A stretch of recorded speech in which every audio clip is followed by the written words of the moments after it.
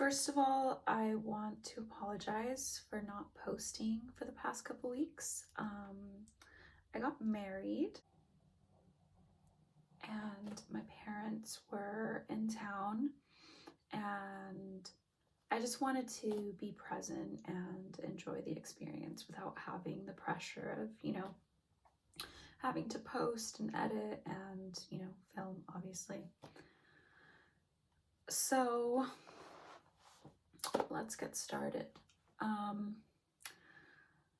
Learning how to trust yourself, or being able to trust yourself, is really important to being able to overcome obstacles in your life, because it gives you like a sense of security that no matter what life throws at you, you're going to be able to handle it.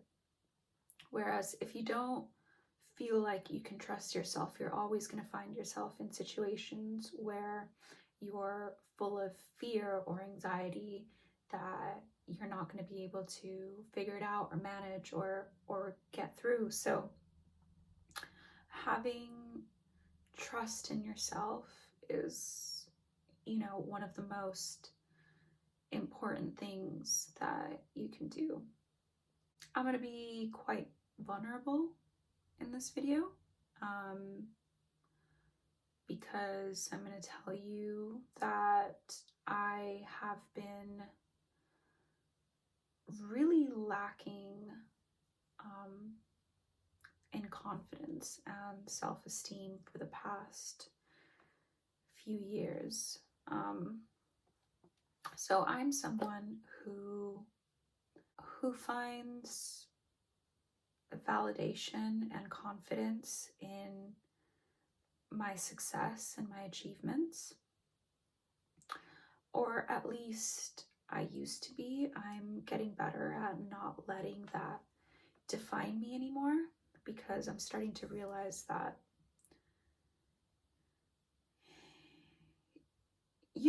first of all, there's just always ups and downs in life.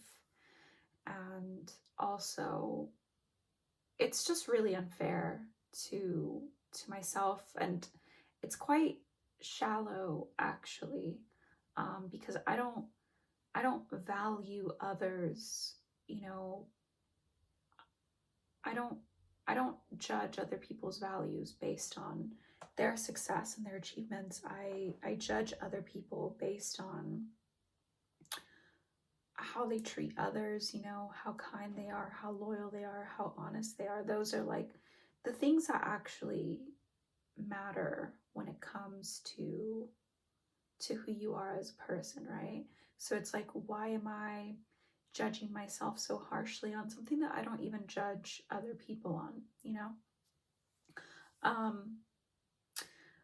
But anyway, the reason why my confidence and my self-esteem has been quite low was because, I was attaching my own value to, it was like my value was like proportional to the amount of success that I achieved.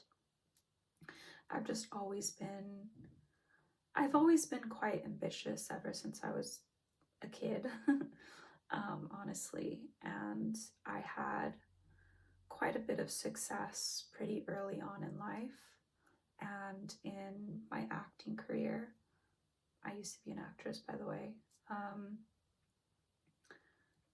and after that like initial success that I found in acting, I just wasn't really able to recreate it. And I tried for years and years and years and years and years, almost a decade, to find that success again, and it just wasn't happening for me. I've since kind of realized and am now grateful that the reason for that was because it wasn't right for me. Like, genuinely, I feel like it's kind of a cliche, right? When we don't succeed at something to make us feel to make ourselves feel better, you know, we tell ourselves that it wasn't right for us, which, is probably true, because the things that are meant for you are going to find you, and if they don't, then it just wasn't for you. And I guess the reason I'm saying that now is because I used to think that was a load of crap. Like, when people would say that, I used to think it was just like them making excuses for their failure. And I'm realizing now, one, how unfair that was, and two, that just isn't true.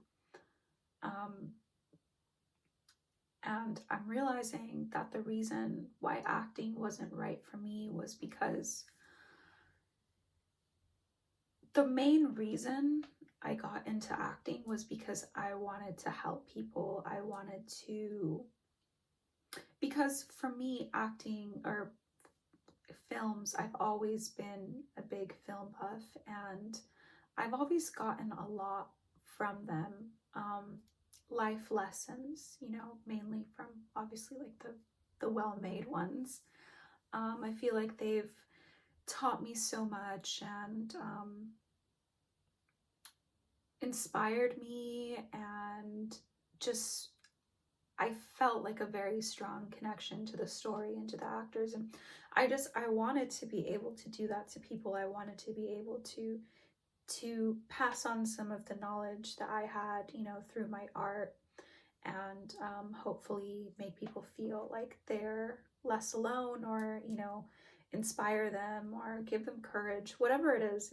I wanted to do all these things, but I kind of kept getting typecasted into characters that I just really didn't resonate with. Villains in particular, people who are just doing horrible things. And I was just like, this isn't me, and I'm also not really telling the stories that I want to tell, because you get so little choice in acting. It's just, you kind of just go for whatever you can book, right? Especially if that's like your only source of income, you have to pay the bills. And it can be, a bit of a trap for sure. I really respect and envy the actors who, are just able to be a part of projects that they believe in and they're passionate about. That's a real luxury, and obviously something that you have to work up to. But anyway, I digress. My career was going very, very poorly, and as you know, that translates into rejection, because I was, I began to ask myself, like, what's wrong with me? Why doesn't anybody want to hire me? Like, obviously, there's got to be something wrong with me. And I definitely internalized a lot of that rejection, not only as someone who wasn't worthy or desirable, but also as someone who, and this is probably the worst part for someone like me, someone who wasn't capable of succeeding. And I think that really just shattered my confidence and my self-esteem. And I think I definitely carried that into future endeavors, where I just, like, I had failed before I had started, because I just didn't think that I was someone who could succeed anymore. So, even at the very beginning of things, I was just like, this isn't going to work because I failed at this other thing, so I'm going to fail at this too. I just saw myself as a failure. And, if you're someone who's ambitious, that is a really difficult thing.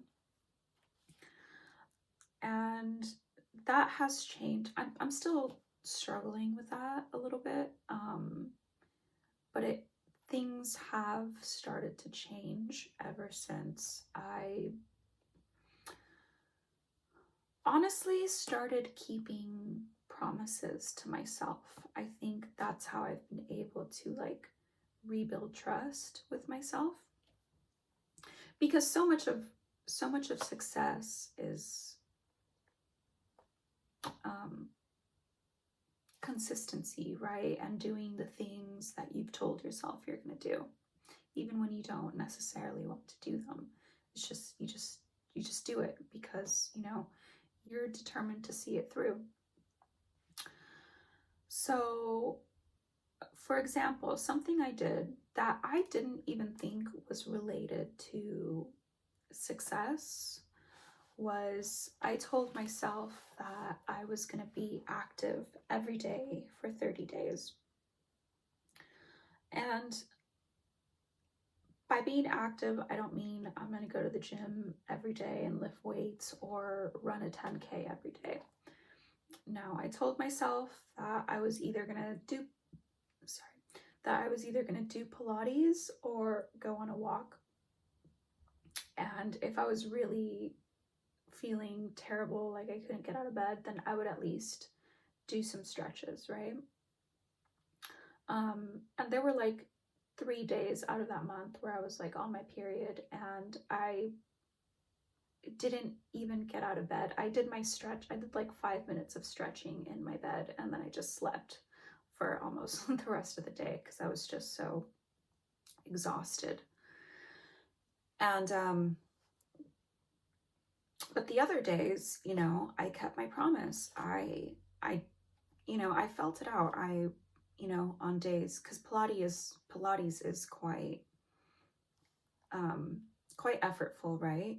So on the days where I had more energy, I would do Pilates because I genuinely like Pilates.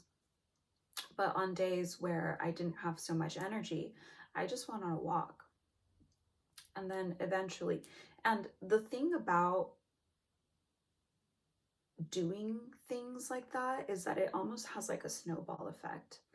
So I started just doing Pilates or walks or stretching. And then once the 30 days were up, it was almost like, well, I mean, it was like I'd built a new habit and I didn't want to stop doing it. So I just kept doing it, and eventually it turned into like I would do Pilates in the morning and then I would go on a walk in the afternoon. And then my walks turned into runs. I hadn't run in like 2 years because I had a knee injury and I'd been doing like physical therapy, and I finally got cleared to run again. And eventually I want to start doing Pilates and runs on the same day. I'm working up to it because right now running is still quite, it really takes it out of me. Like every single day that I run, I have to take a nap because I'm just so exhausted, and I'm working muscles that I haven't worked in a long time, particularly like my back muscles, weirdly enough, my obliques, and like my inner thighs. I've been getting a lot of DOMs since I've started running, so my body just, you know, is still very much getting used to it. So I'm not going to go balls to the wall quite yet, but eventually I want to be able to do Pilates in the morning and then run in the afternoons. And I've even thought about starting training to run a marathon because I've always wanted to do that. So, you know, it just snowballs. And the best thing about this is that it also affects areas of your life that you weren't expecting it to affect. So for example, it's helped me with YouTube, because I find it so much easier to be it was so much easier for me to kind of like embark on this because, you know, obviously a big part of this is consistency. And I just felt so much more confident going into this, knowing that I could trust myself to be consistent because I'd done it with being active, you know, with the exercise. And, you know, I just see it affecting other parts of my life, right? Like even just coming across, you know, challenges in my day-to-day life, I feel more confident going into them because I just feel like I can trust myself. I feel like I can handle it because, you know, I've done other things that are difficult, and overcoming difficult things gives you the confidence to believe that you can overcome other difficult things. Do you know what I mean? But I think something really important that I did also was when I set this goal, I made sure that it was a realistic goal. Because if I'd set something that was too difficult, you know, if I told myself that I'm going to go to the gym every day, especially for me, because I don't drive, so I have to take the bus to the gym. And that just adds another like layer of, like it's just another thing that I have to do. Do you know what I mean? So going to the gym for me is especially difficult. But if I told myself that I was going to go to the gym every day, like that's just not realistic for me, you know, not only because transportation is somewhat of an issue, but also because lifting weights every day is just, you know, my body would be very fatigued. I wouldn't be able to keep it up for very long.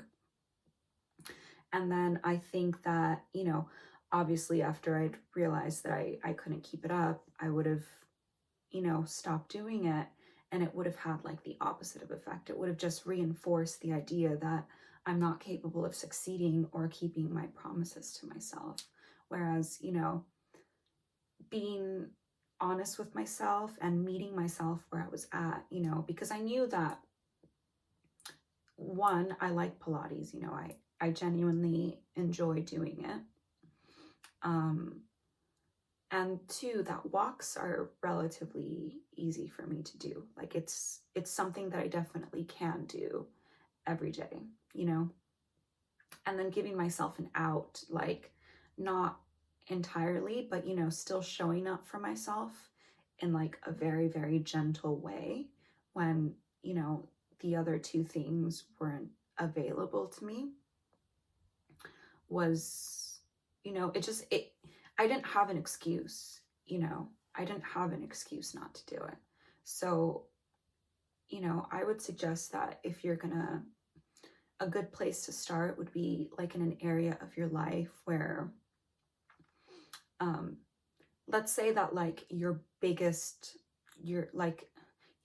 insecurity and the area of your life where you really feel like you need the most improvement is, you know, your weight. I maybe wouldn't start there because it, you know, it could be a bit daunting to start building trust with something that you find, you know, particularly difficult. So I would suggest starting in other areas of your life, or just if you really want to start in, you know, your most difficult area, you know, I applaud you. But just make sure that you are setting like very, very achievable goals, because you don't want to, you know, take a step backwards instead of taking a step forward, and, you know, making things too difficult for yourself where you just, you can't do those things realistically. Do you know what I mean? But anyway, I think that is my rant for today, and I will see you next week. I definitely won't make a habit of taking, you know, time off like this. Again, you know, consistency. But I just, you know, obviously it was a very special occasion, and I just wanted to make the most out of it, especially since I don't get to see my parents very often anymore, and it was, you know, a big deal for them to be able to come visit me and stuff. And I just wanted to be present with them and enjoy every moment. And, you know, obviously with my husband, it still feels really weird to say. But yes, I will be back next week. So I'll see you guys then.